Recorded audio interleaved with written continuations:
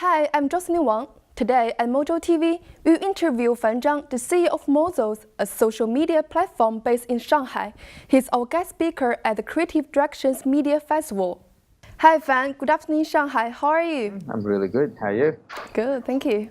Looking back to the past, from a graduate to your first official job as a project manager, which is a big leap, what did you go through? It looks like you are a born leader.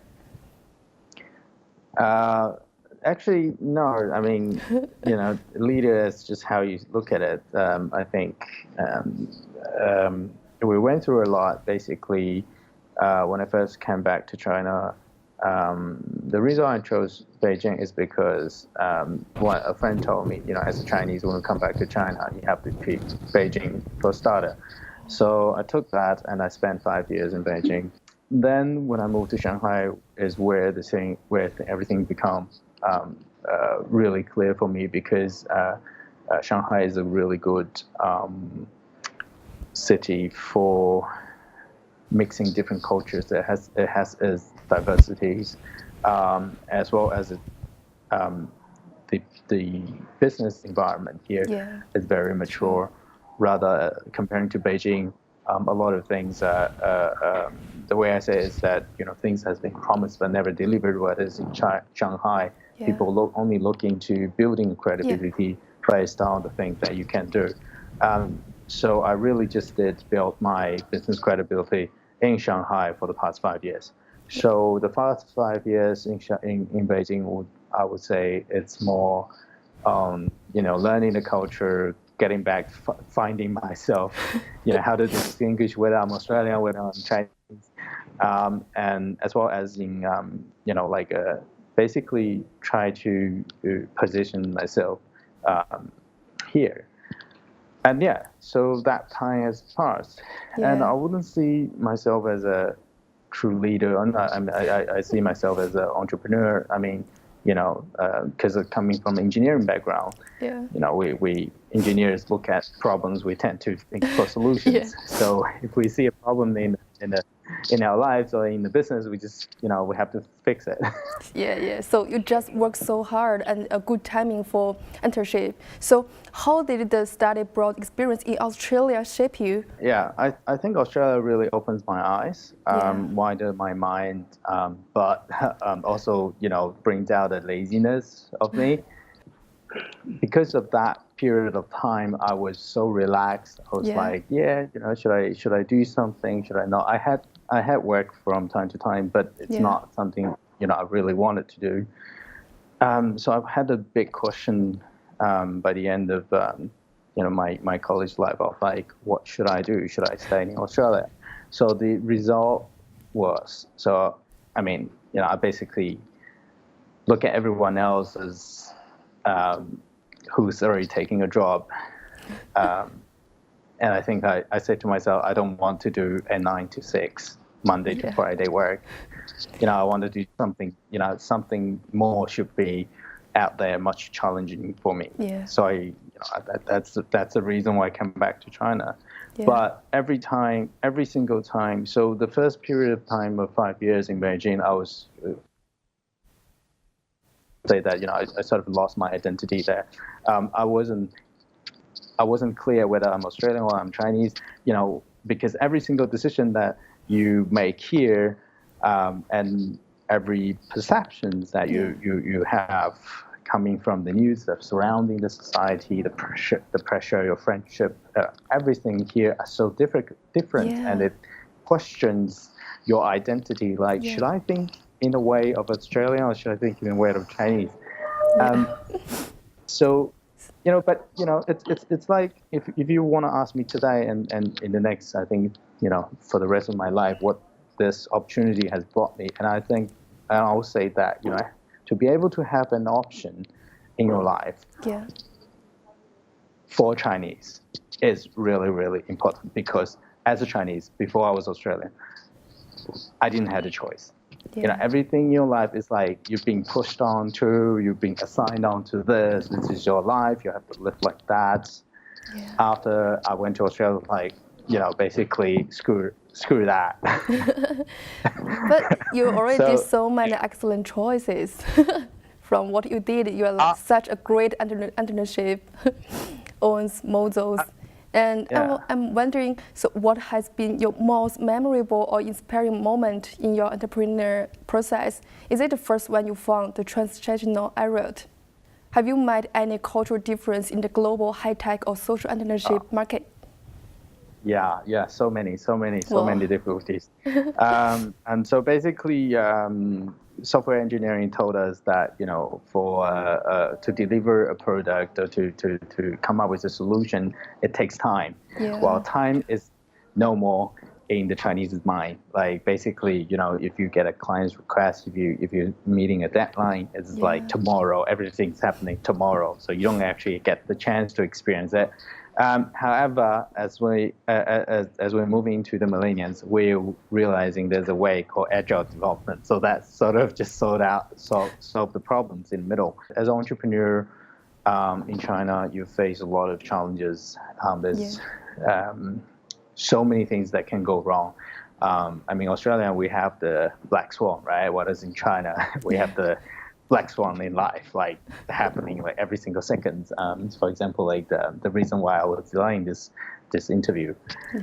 But I will say, like because of that, you have to force yourself to learn to struggle. yeah, To handle this kind of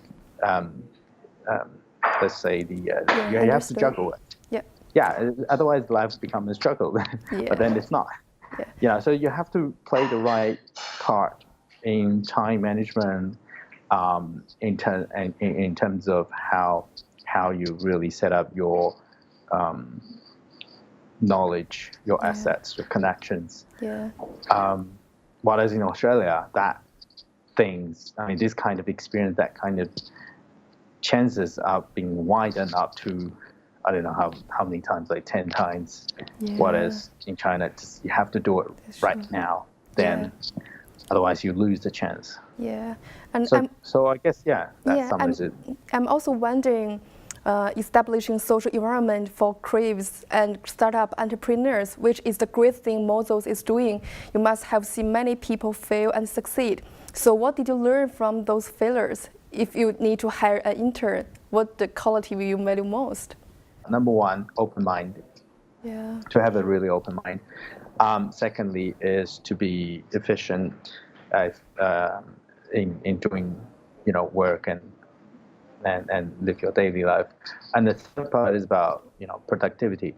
So I think if you can put these three together, basically, it is very essential. As I can say that it's in everyone should have this quality yeah, if they want to do any kind of work in China. yeah,